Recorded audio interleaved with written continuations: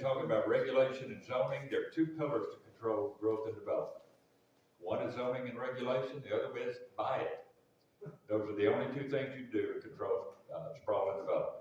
What I'm going to talk about is something probably most of you don't know that's going on in Greenville County that's been in existence for 5 years. That's Greenville County's Historic and Natural Resources Trust. It's an arm of county government designed to help incent protection of open space. One of the reasons Rick talked about northern Greenville County and why the mountains are there, well, that's where most all of our protected land is. As a matter of fact, 40% of all protected land in Greenville County is owned by one entity, Greenville Water. Those two watersheds protect 25,000 acres in our county. We can't go recreate on it, we can't go fishing on the lake, but it's land that will never be developed. We were established in 2020 by County Council. It's made up by 12 members, one from each district. It's an all-volunteer board. None of us are paid. Most of us are writing a heck of a lot of checks out of our pockets, which don't necessarily make life too happy. And I've got one with me that is not always happy about how much money I'm spending.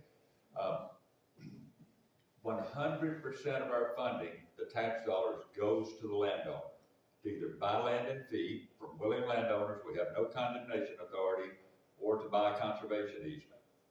All willing sellers, 100% of your tax dollars go to the landowner. None to overhead, none to the members of the board that operate it day to day.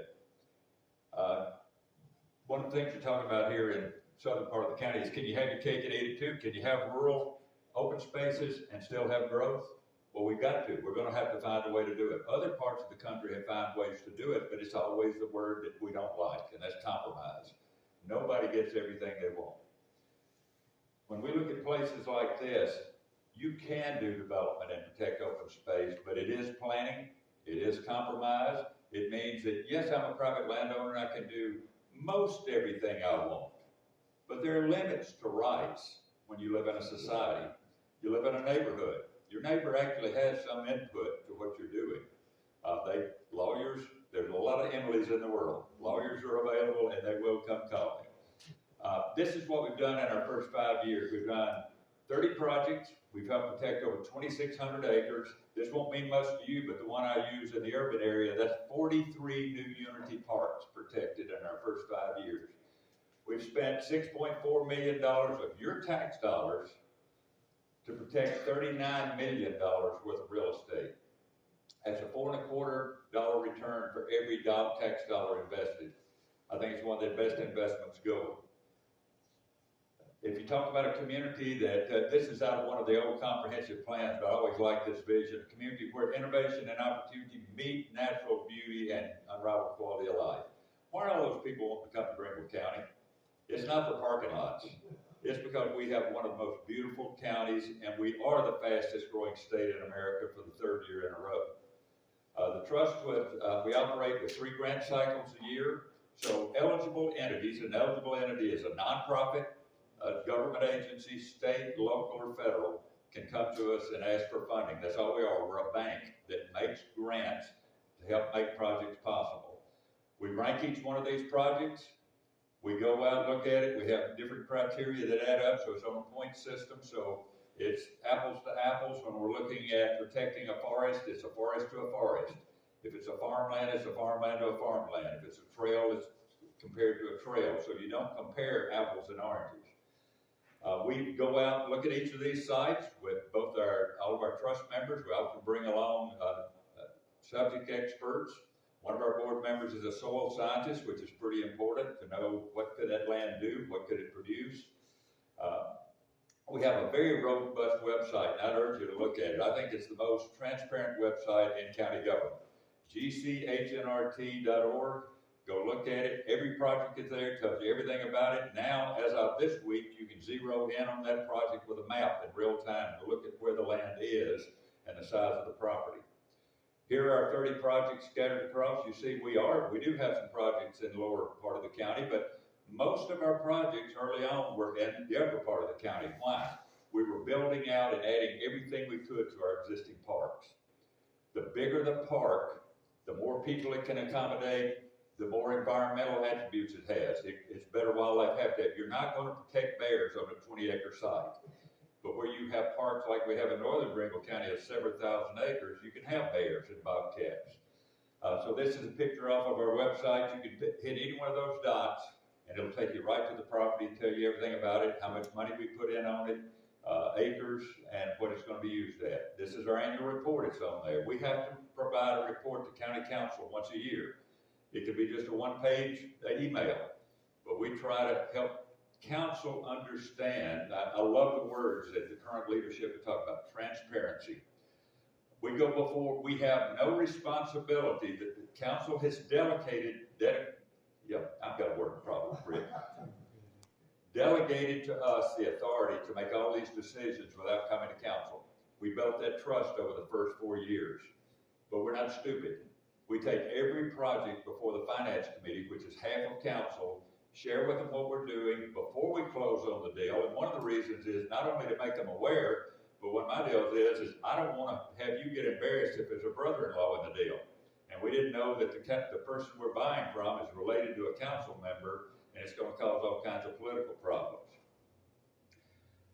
We started something back in October 1st. Again, we have no staff. I was a founding board member. I was chairman for 3 years. I moved out of District 17 back into the city of Greenville 2.5 years ago, so I had to resign the board. The board said, you've been running the trust since it was founded. How about being our staff member? Of course, we can't pay you, but we want you to run the organization. So we raised private funds and started a once-a-week email program to share everything we're doing in story form. You can look at how this project came to be, what it costs, why we're doing it. You can sign up on that website and get those weekly emails and come out on Wednesday. We've got money to do it for 52 weeks, so it's a pilot. This is one of the projects that we were involved with Ann Payton. We do historic sites as well. Now, we don't have enough money. Our first 2 years, we had $1 million a year. You know how much $1 million goes on land in Greenville County? Brenda and I built a little house in Pettigrew Historic District in 2006, and I paid $50,000 for an old house lot. The lot next to that had a house on it that was torn down 20 years ago, 3/10 of an acre, just sold for $485,000 all cash. We can't compete with those prices with tax dollars. We had $2 million a year for 2 years. We're back down to $1 million a year, and we're stretching it everywhere we can. We beg, borrow, and steal from everybody. One of our best partners is the South Carolina Conservation Bank. We're patterned after that state agency that was created about 25 years ago. And when we get a project that they like, they often will bring money to match our money. We also have a new private donor, an individual citizen that has created a fund with the Community Foundation. She's put $170,000 in 3 projects that we've done. One of them fairly close to here, one of your biggest active parks, Southside Park outside of Simpsonville. We just bought 3.6 acres up there, and it's the last undeveloped parcel around that park. Well, why would you waste money on 3.6 acres? You can't keep packing more people in on the same piece of land. So every chance we get, we try to expand. We're working on farmland. We have 3 farm properties in the southern part of the county. Each one's about 100 acres. We need to have several thousand of those under conservation easements. We're paying the landowner to make a decision to forever forego the right to develop, but put money in their pocket now. Let me tell you, some of the farmers, that is critical to keeping their farmland because it's so tough to pay the taxes and the fuel and the fertilizer, but they don't want to give up the land. Often you'll see farmers have to sell off the farm piece by piece to maintain it. Conservation easements help them jump over that hoop. This is what we can have. Look at this statistic in U.S. We're the only country on the planet that paves over something you can't replace, which is your best farmland.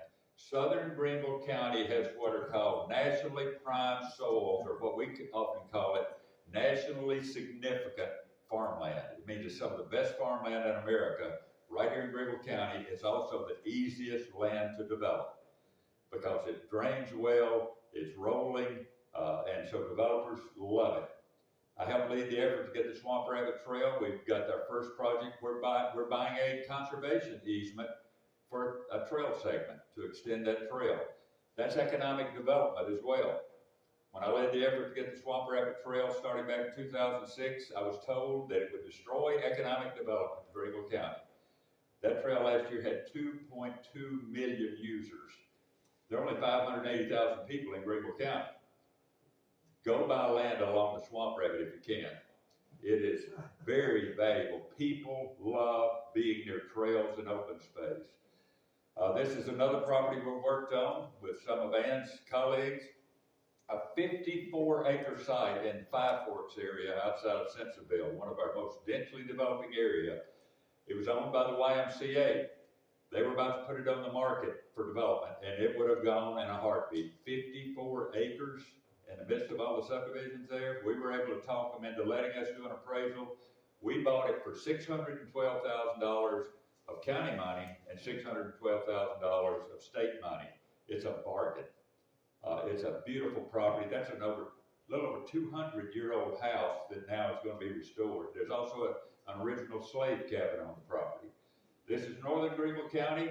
We want more of that. You know, when we had the big fire last year, 16,000-acre fire, not one house burned. Why? There's not one house in the property that burned, because over the last several decades, people have worked together to protect those lands. That's not only our recreation area, that's where all of our water comes from, and water is your future no matter what you do. Looking ahead, we've set a goal. It's in a thing called the open space plan that council hasn't taken up, but internationally, the goal for minimum standard for ecological functionality of land is to protect at least 30% of open space. In the U.S., we've already got 40%. The problem is, all that 40% is out here. Some of those states are 90+% federal land. Our goal in Greenville County, not written down anywhere, it's in that plan that hasn't been adopted, is to get to the 30%. But that means we've got to protect either by or conservation easements 3 more Greenville watersheds. 75,000 acres would get us from where we are to 30%. Same picture you've seen too often. Look at the money here, and I'm not lobbying Rick. I do that outside of this meeting.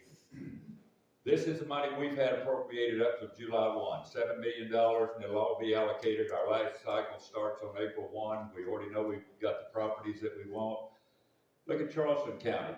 By the way, 50% of Charleston County is already protected, and they've approved over $400 million more to buy green space. Why do they want to do that? They want to protect the quality of life that they've experienced.